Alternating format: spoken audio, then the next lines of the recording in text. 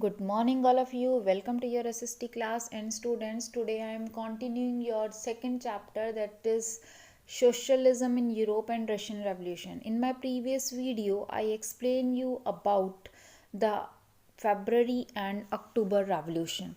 I also told you about what change is there after the October Revolution, in which I told you that Bolshevik party got the majority in Russia, and they start to be framed a constituent assembly as well as constitution for the Russia. Now the leader of the Bolsheviks party, that was Lenin, uh, kept a control under kept the whole control on the parliament of the Russia. Now what happened? The civil war. Today's topic is civil war. Now what is civil war? Civil war वैसे तो normal अगर हम language में बात करें तो civil war is the war between the citizens of a particular country के लोगों के बीच में जब छोटी मोटी बातों को लेकर कुछ वॉर्स हो जाती हैं, that is called civil war. Okay, तो अब यहाँ पर what happen? Bolsheviks ordered land redistribution. Bolsheviks मतलब लेनिन ने क्या ऑर्डर किया कि लैंड को रीडिस्ट्रीब्यूट किया जाए. The Russian army began to break up. Soldiers, mostly peasants, wished to go home for the redistribution and deserted. Non-Bolshevik socialists, liberals, and supporters of autocracy condemned the Bolsheviks uprising.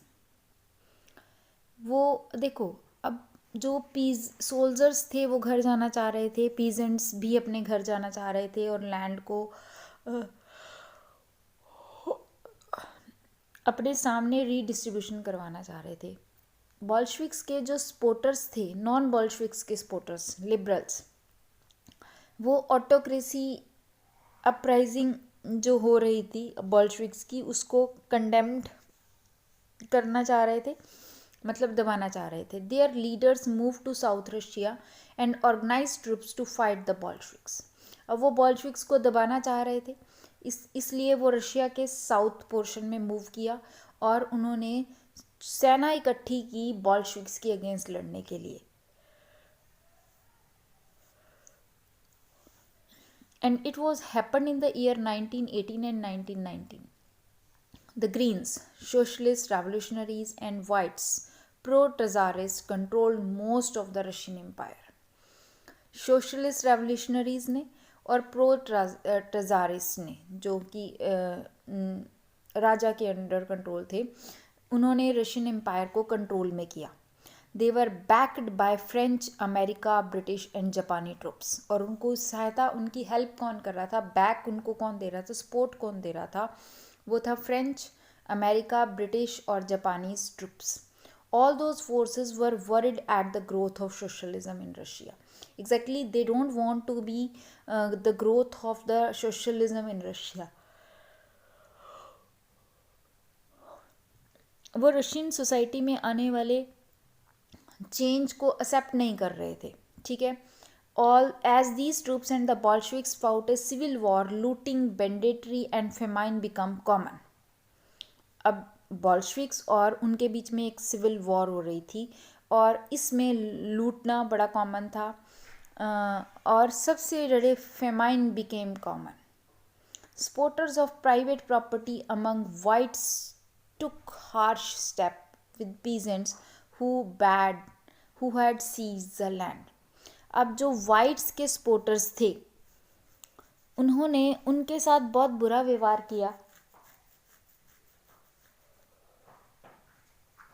जिन्होंने land को अपने अधिकार में रखा हुआ था. Such action led to the loss of popular support for the non Bolsheviks. By January 1920 the Bolsheviks controlled most of the former Russian empire. 1920 तक आते आते बॉल्शविक्स ने बहुत सारे रशियन एम्पायर को अपने अंडर ले लिया. They succeeded due to the cooperation with non Russian nationalist and Muslim jihadist. और वो क्यों सक्सीड हुए? क्योंकि उनको जो non corporation, they succeeded, they to cooperate with non Russian nationalist, कि नॉन रशियन नेशनलिस्ट की वजह से वो सक्सीड हो रहे थे। कौन सक्सीड हो रहे थे, किनको सक्सेस मिल रही थी? जो कि बॉल्शविक्स के अगेंस्ट लड़ रहे थे। The Bolsheviks controlled former Russian empire, उन्होंने रशियन एम्पायर को ज़्यादातर अपने अंडर ले रखा था। बट हुआ क्या था कि आधा रशिया किसके अंडर आ गया?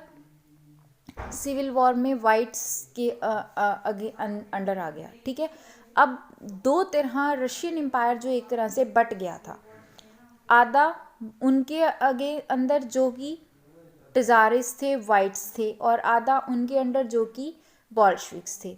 ठीक है, non Russian nationalist and Muslim jadidists cooperation didn't work where Russian colonist themselves turn Bolsheviks. अब कॉपरेशन नहीं थी वहाँ पे, कोई भी काम नहीं कर रही थी किसी भी तरह की कॉपरेशन। इसमें Khiva in central Asia, Bolsheviks colonist brutally massacre local nationalist in the name of defending socialism. अब बॉल्शविक्स ने भी बहुत ही हार्ड टर्न ले लिया था। ठीक है, उन्होंने क्या किया, उन्होंने ब्रिचुअली उन लोगों को दबाना स्टार्ट कर दिया जो कि उनके अगेंस्ट खड़े हो रहे थे, just on the base of socialism, on the name of socialism, कि हम समाजवाद लेके आने जा रहे हैं, इक्वलिटी लेके आना चाह रहे हैं, और इसके बेस पर उन्होंने बहुत सारे लोगों को दबाना स्टार्ट कर दिया। एक तरह से वो भी हार्ड हो गए। And in this situation many were confuse about what the बोल्शविक government represented.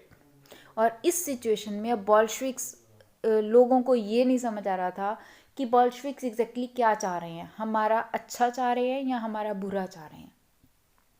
ठीक है, देखो लड़ाई होने का कारण क्या था कि जो रशियन फ्रेंच लोग थे, फ्रेंच अमेरिका और ब्रिटिश जापानीज जो थे, they don't want to be establish socialism in Russia, इसलिए लड़ाई हुई। बट बॉल्शविक्स ने भी हार्ड जो फेस था वो कर लिया। And partly to remedy this most non Russian nationalist were given political autonomy in the Soviet union. और फिर क्या हुआ कि बहुत सारी नॉन रशियन नेशनलिस्ट जो थे वो यूएसएसआर में उनको एटॉमनी मीन्स एक पावर मिल गई। Bolshevik created from the Russian Empire in December 1922, but since this was combined with unpopular policies that the Bolsheviks forced the local government to follow, like the harsh discouragement of nomadism, attempt to win over different nationalists were only partly successful. अब बॉल्शविक्स कुछ हद तक ही successful रहे, पूरी तरह से वो successful नहीं हो पाए। कहाँ? रशिया में। ओवरऑल अगर हम कहें तो बॉल्शविक्स जो थे वो हार गए रशिया में, और जो गवर्नमेंट थी रशिया की वो बॉल्शविक्स के हाथों से धीरे धीरे खिसकने लगी।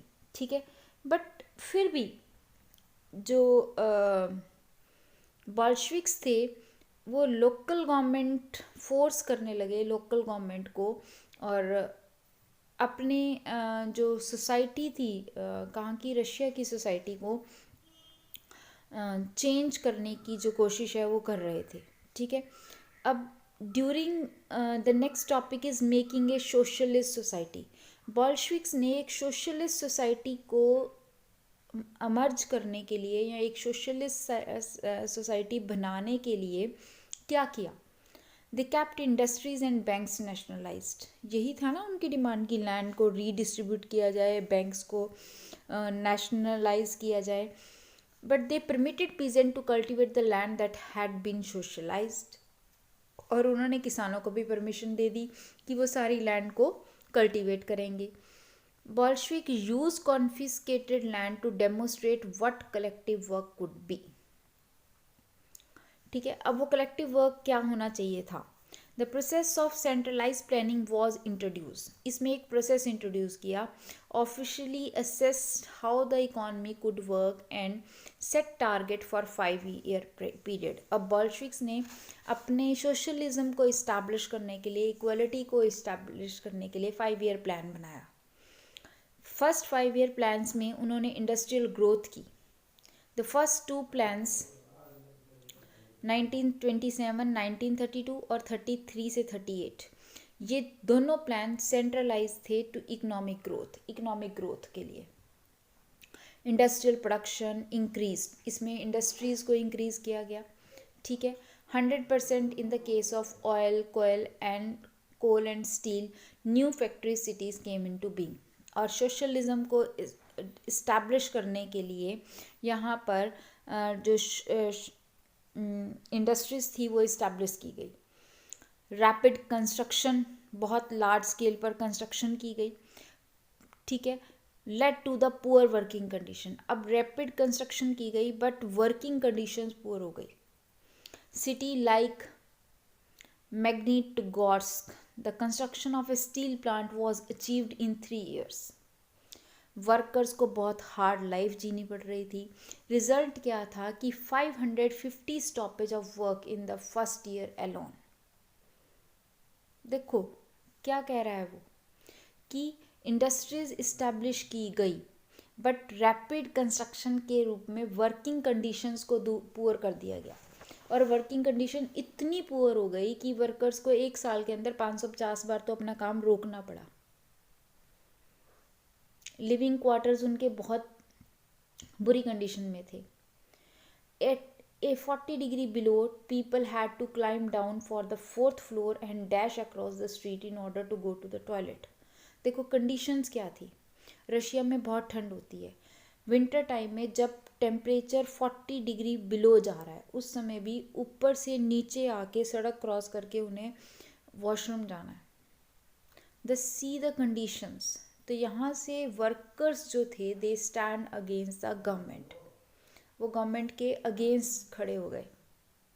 And extended schooling system developed, ठीक है। अब इसमें और क्या हुआ, स्कूलिंग सिस्टम को डेवलप किया गया।